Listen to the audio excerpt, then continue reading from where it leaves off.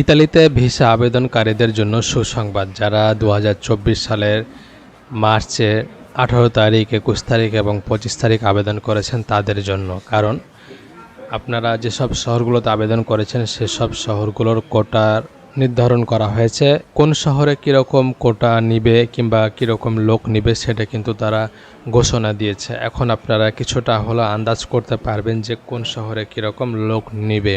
এবং অনেকে জানতে চেয়েছেন যে ইতালিতে বিশেষ করে কোন কোন শহরগুলোতে বেশি নলস্তা বের হচ্ছে। ইতালিতে সর্বশেষ যেসব শহরগুলো থেকে নলস্তা বের হচ্ছে সেগুলোর মধ্যে হচ্ছে কসেনজা থেকে উঠেছে, কোমো থেকে উঠেছে, কাতানিয়া থেকে উঠেছে, রাভেনা থেকে উঠেছে, সিসিলিয়া থেকে উঠেছে, তুরিনো থেকে উঠেছে, তারেন্তো থেকে উঠেছে, রোম থেকে উঠেছে, নাপোলি থেকে উঠেছে, নোভারা থেকে উঠেছে। এরকম আরও অনেক বড় বড় শহরগুলো থেকে নলস্তা বের হচ্ছে। এখন বাংলাদেশি ভাইরা যারা আবেদন করেছেন মূলত এই 23 সালে, তারা কিন্তু খুব সহজে এখন নলস্তা পাচ্ছে। তবে এই এপ্রিল মাসের মধ্যে আরও হিউজ পরিমাণ নলস্তা পাবেন বাংলাদেশিরা।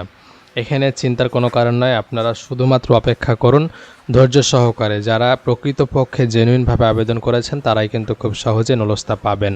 এই নিয়ে যদি আপনাদের আরও কোনো বিস্তারিত কিছু জানতে মন চায় কমেন্ট করবেন, ইনশাল্লাহ আমি আপনাদের রিপ্লাই করবো এবং পরবর্তীতে সেটা ভিডিওর মাধ্যমে জানাবার চেষ্টা করব। ধন্যবাদ সবাইকে।